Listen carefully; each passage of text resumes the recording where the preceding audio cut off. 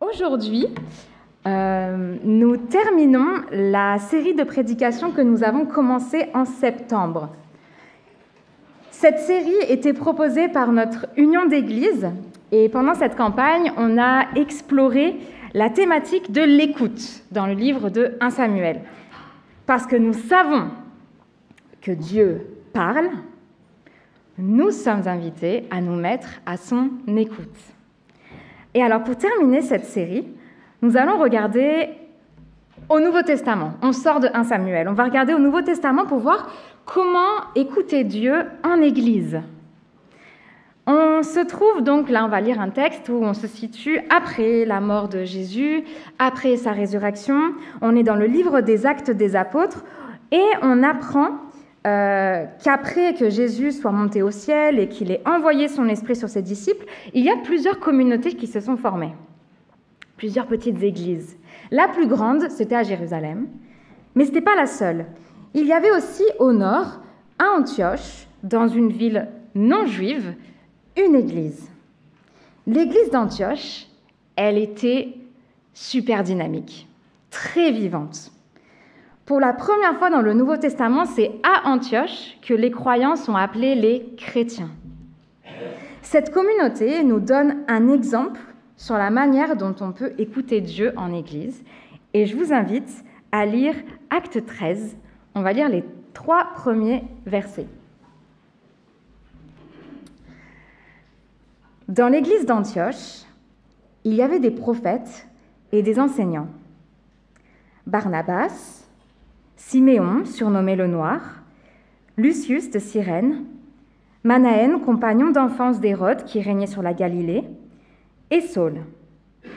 Un jour, pendant qu'ils célébraient le culte du Seigneur et qu'ils jeûnaient, l'Esprit Saint leur dit « Mettez à part Barnabas et Saul pour l'œuvre à laquelle je les ai appelés. » Alors, après avoir jeûné et prié, ils posèrent les mains sur eux et les laissèrent partir. Sous plusieurs aspects, je pense que l'église d'Alésia ressemble un petit peu à l'église d'Antioche. Que se passe-t-il dans ce récit et en quoi nous rejoint-il, nous, aujourd'hui? Je vous invite à méditer ce texte au travers de 3 aspects, en tout cas, que j'ai découverts, que j'ai tirés de ce texte. Et avant de plonger dans ce texte, je vous propose juste de prier. Seigneur, merci, oui, pour ta présence au milieu de nous. C'est tellement bon, Seigneur, de savoir que tu es là, de te sentir présent là avec nous. Merci, Père, pour l'honneur que tu nous fais d'être là. Père, merci pour ta parole qui est vivante. Nous te prions. Ouvre nos oreilles pour qu'on puisse vraiment entendre ce que tu as à nous dire aujourd'hui. Et Seigneur, je veux te prier particulièrement que tu puisses placer les mots justes dans ma bouche. Dispose mon cœur pour que je puisse parler en ton nom. Amen. Que se passe-t-il alors dans ce texte d'Acte 13? Le premier verset nous fait, je ne sais pas si vous avez remarqué, un petit état des lieux. Plusieurs noms sont donnés et rien que dans cette liste de 5 noms, on a un groupe qui paraît quand même assez hétérogène. On a Barnabas, qu'on sait qui est originaire de Chypre, un homme noir nommé Siméon. En fait, son nom c'est Nigé, mais qui signifie noir en latin. C'est intéressant. Un autre non-juif nommé Lucius, originaire de Cyrène. On a Manaën, qui apparemment a été élevé dans la maison du roi Hérode. Et enfin, il y a le fameux rabbin Saul, qui deviendra plus tard, on l'appellera Paul.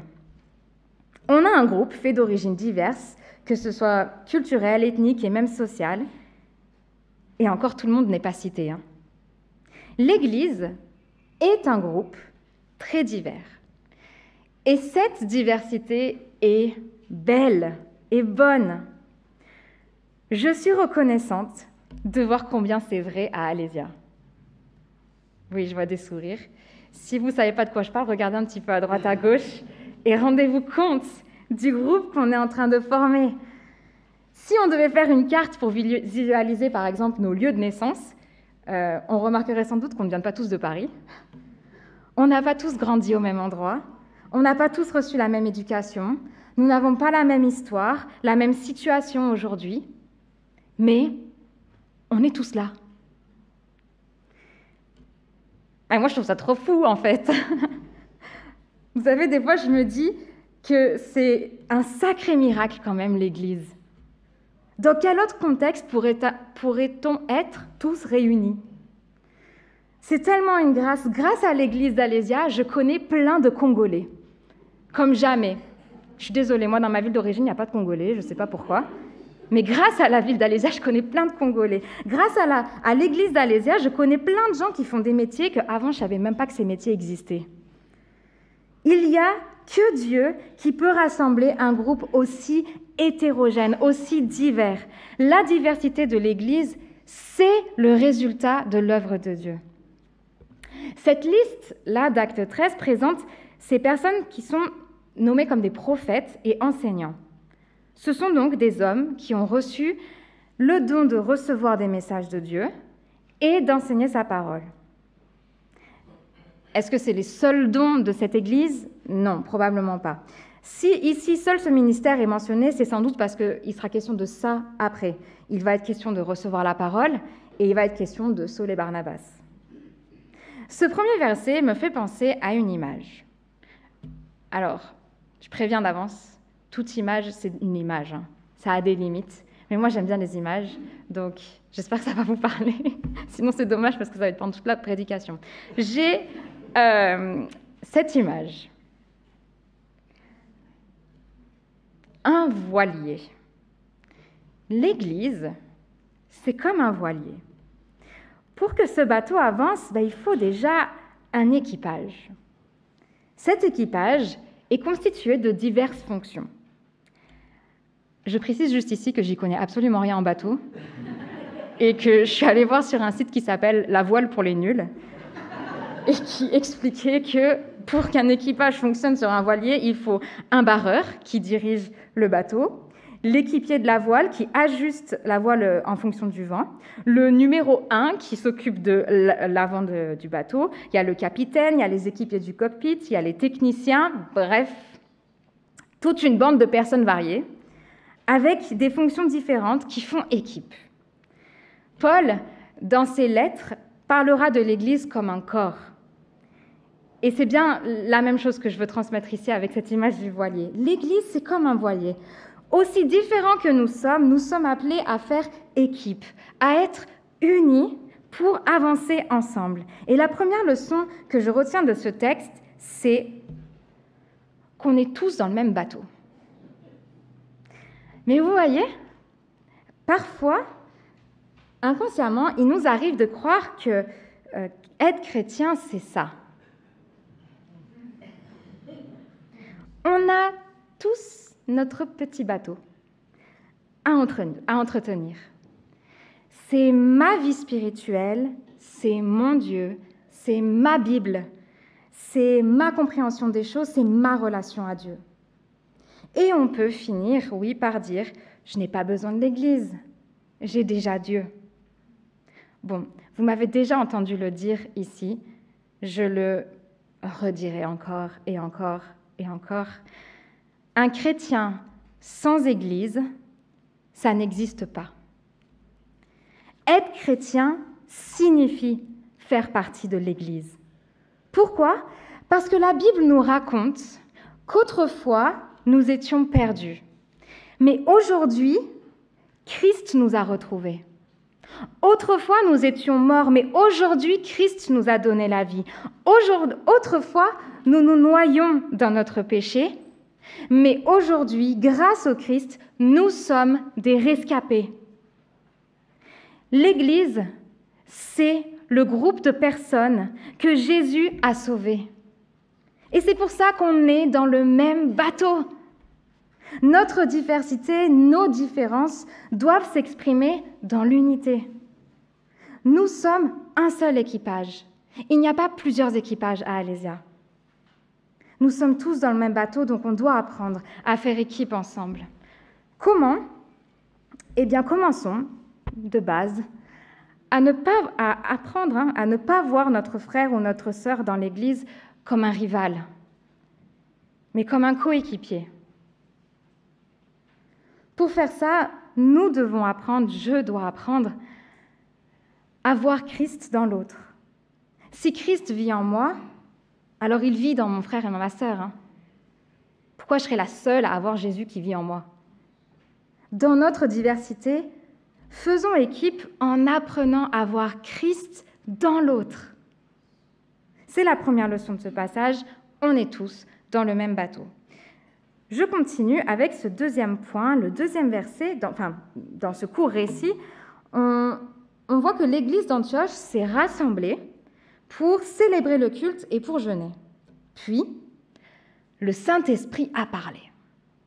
Bah, elle est ouf, cette formule, non ? Elle est folle, cette formule. Je suis désolée. Le Saint-Esprit a parlé. On ne dit pas souvent ça, non ? Je ne sais pas, est-ce que vous le dites ? En église, on le dit... je sais pas, on le dirait différemment peut-être. Ce n'est pas tellement notre langage.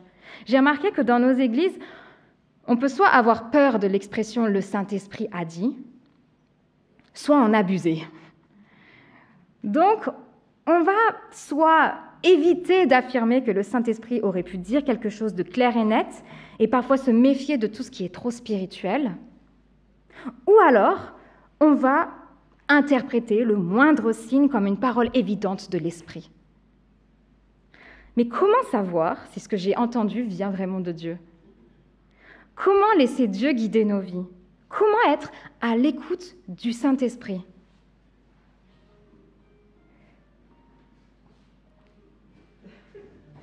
Ça, c'était pas le Saint-Esprit.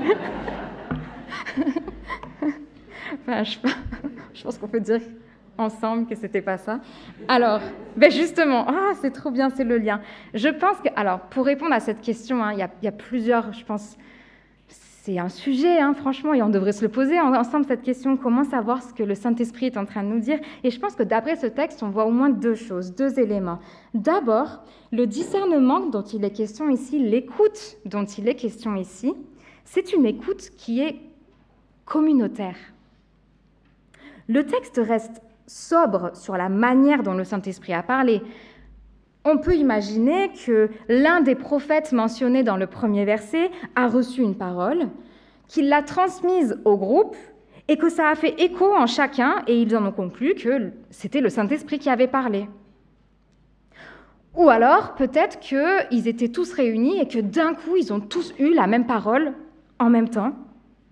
Bon, on ne sait pas. Mais en tout cas, ce qui est sûr, c'est que le Saint-Esprit a parlé et que tout le groupe était d'accord pour dire que ça venait de lui, puisqu'on voit qu'après, ils font ce que le Saint-Esprit leur a demandé. Il y a une reconnaissance collective d'une parole reçue de Dieu. Deuxièmement, pour entendre la voix de Dieu ensemble, il semblerait que ce serait bien de préparer le terrain. Préparer le terrain, ça veut dire préparer nos cœurs ensemble.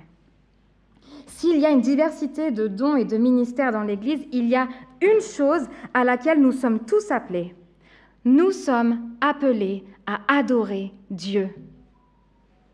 Et j'aime tellement comment on l'a fait là tout à l'heure. Peut-être vous vous rendez pas compte, mais on l'a fait, dans ce chant à la lumière du monde.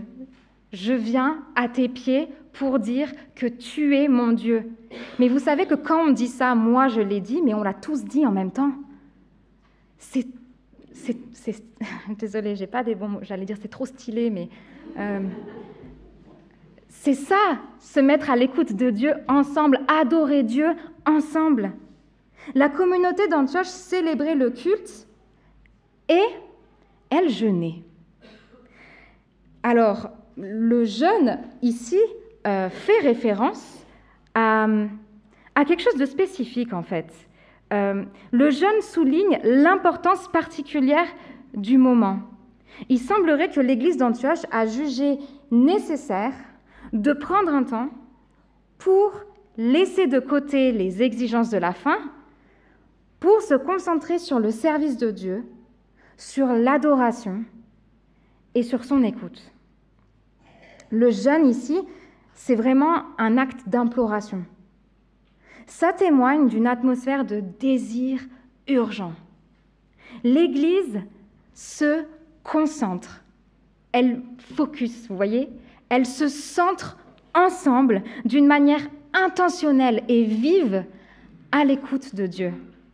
L'Église d'Antioche cherche Dieu de tout son cœur et de toute sa volonté. Elle désire profondément entendre la voix de Dieu, entendre ce que Dieu a à leur dire ici et maintenant.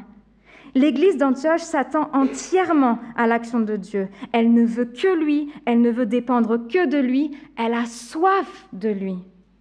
Cette Église s'est rassemblée pour demander à Dieu de se manifester au milieu d'elle. Cette Église sait pertinemment que c'est le Saint-Esprit qui va les guider. C'est pourquoi elle s'attend à lui. Si on reprend ma petite image du voilier, vous voyez que je n'ai pas choisi un voilier pour rien. Hein. Le principe même d'un voilier, c'est que c'est le vent qui fait avancer le bateau.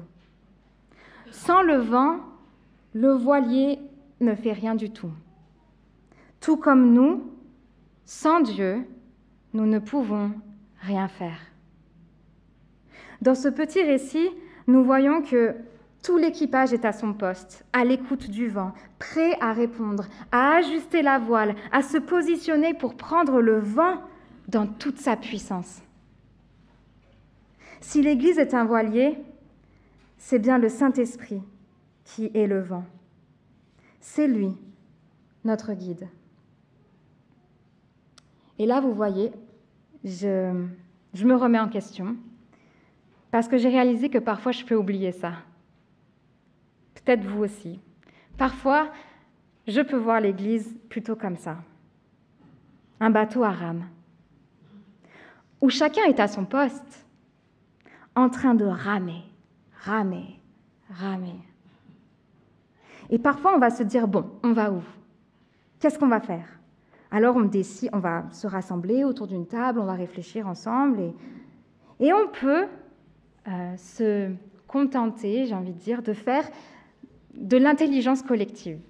Alors, croyez-moi, je n'ai rien contre l'intelligence collective, je trouve que c'est un truc super. L'intelligence collective, c'est résoudre des problèmes de manière collaborative, en utilisant les compétences, les connaissances, les expériences de chacun pour avancer ensemble. L'intelligence collective, c'est déjà super, si on arrive à le faire, j'ai envie de dire, c'est mieux que d'avoir un seul bonhomme devant qui dit « on va là-bas » et tout le monde rame, vous voyez. Mais vous voyez que si on se contente de ça, alors on ressemble à un bateau à rame.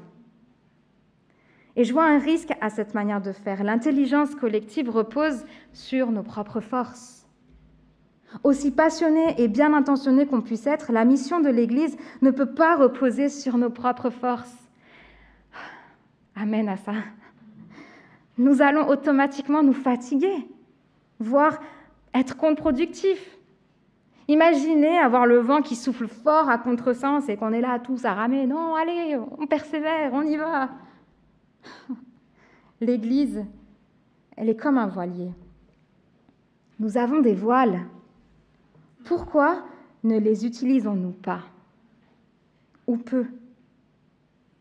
On peut oublier qui nous sommes en réalité. Nous ne sommes pas un bateau à rame, nous sommes un voilier. Nous avons été créés pour avancer grâce au vent de l'esprit, pas uniquement grâce à nos efforts humains.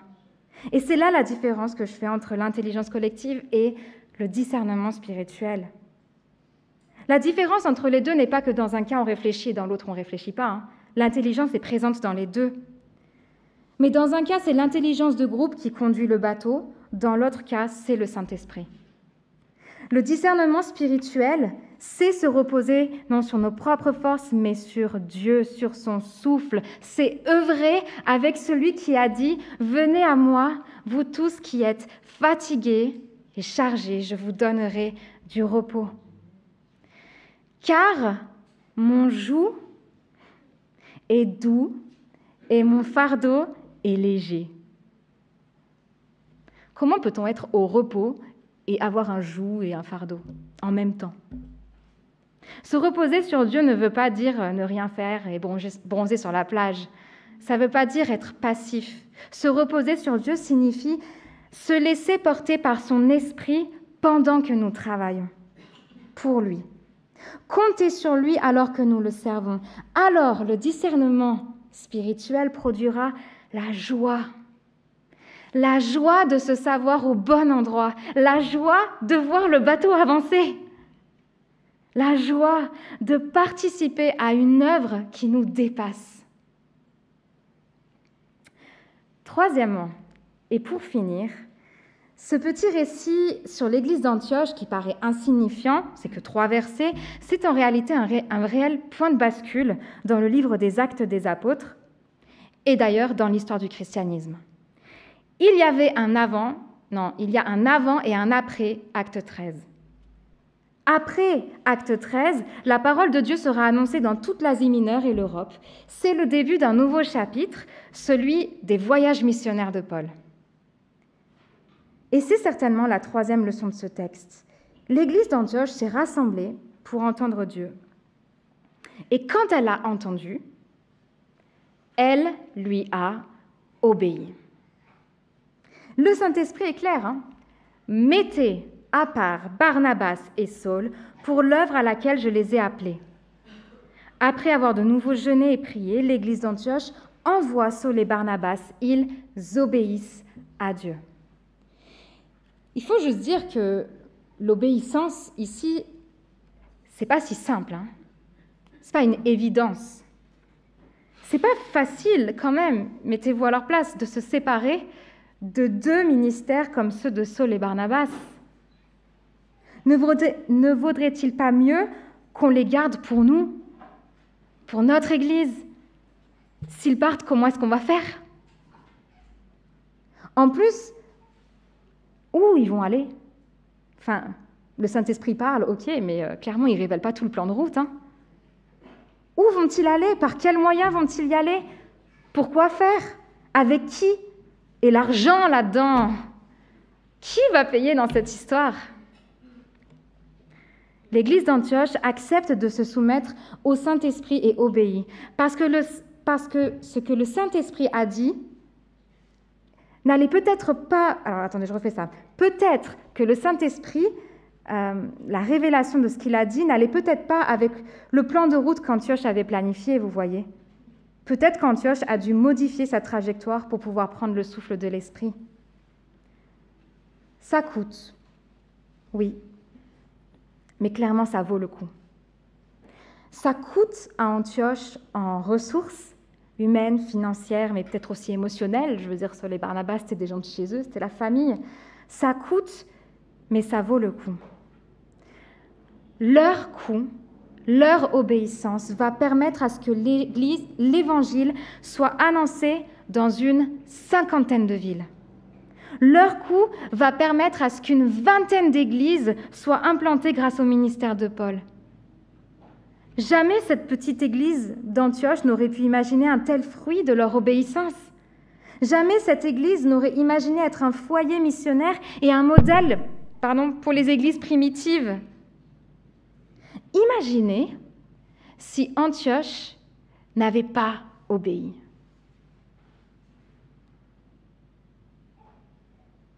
Leur foi, leur soumission au Saint-Esprit est aussi une des raisons pour laquelle nous sommes réunis aujourd'hui. Nous sommes le résultat de leur obéissance. Alors l'Église, oui, est comme un voilier.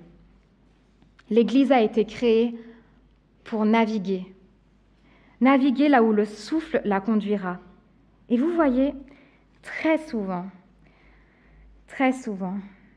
on peut oublier ça. L'Église d'Antioche était animée par un désir missionnaire, un désir puissant de naviguer. On peut facilement croire que la mission, c'est seulement pour les missionnaires, mais c'est faux. La mission, c'est pas que pour les missionnaires. Sinon, l'Église, ça ressemblerait plutôt à ça.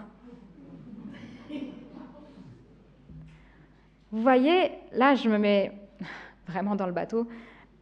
Par habitude et peut-être par lassitude, par souci de notre confort, on préfère prendre soin de notre bateau pour y trouver toutes sortes d'activités divertissantes.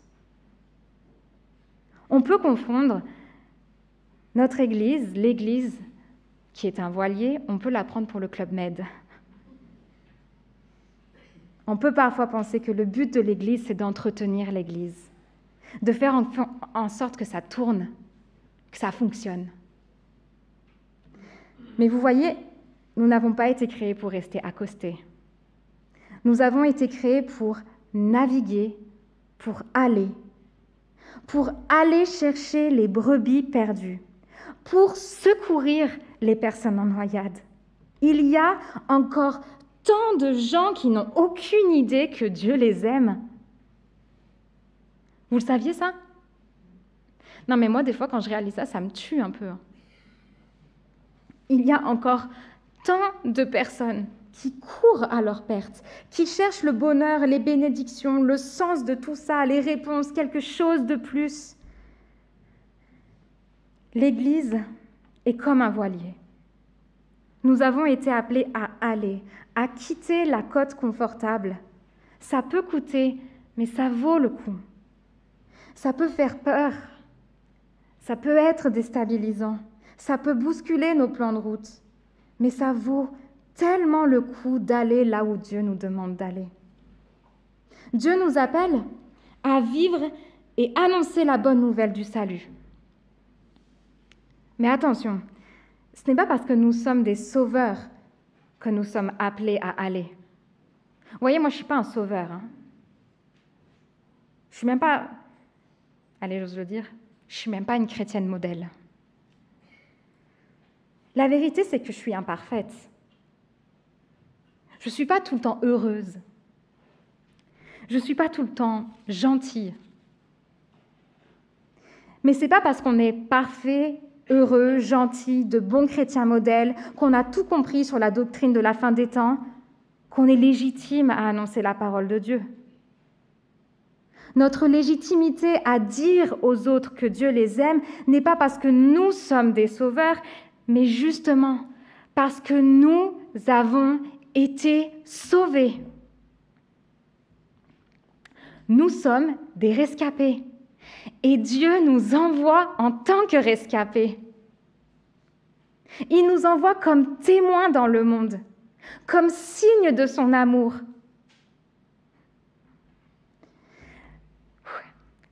Nous savons que nous n'avons rien mérité pour cela. Dieu a tant aimé le monde qu'il a donné son Fils unique afin que quiconque croit ait la vie éternelle. Si seulement on pouvait vraiment croire ce verset qu'on apprenait à l'école de dimanche. Dieu a tellement aimé le monde. Il a tellement aimé mes voisins, mes amis, mes collègues, ma famille, les gens que je croise dans le métro, les personnes que j'admire comme les personnes que je trouve insupportables, qu'il a choisi de donner son Fils, son seul Fils, son Fils bien-aimé, son Fils parfait, afin que nous ne soyons plus perdus, seuls, en train de nous noyer, mais que nous ayons la vie, et la vie en abondance. Chers amis, que l'exemple de cette église d'Antioche puisse vraiment nous habiter dans notre manière de considérer notre foi et même notre engagement dans l'église. Nous sommes tous dans le même bateau, grâce à Jésus-Christ.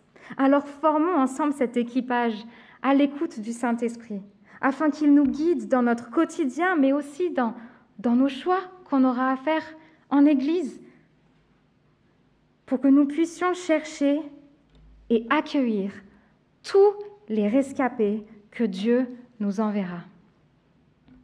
Amen.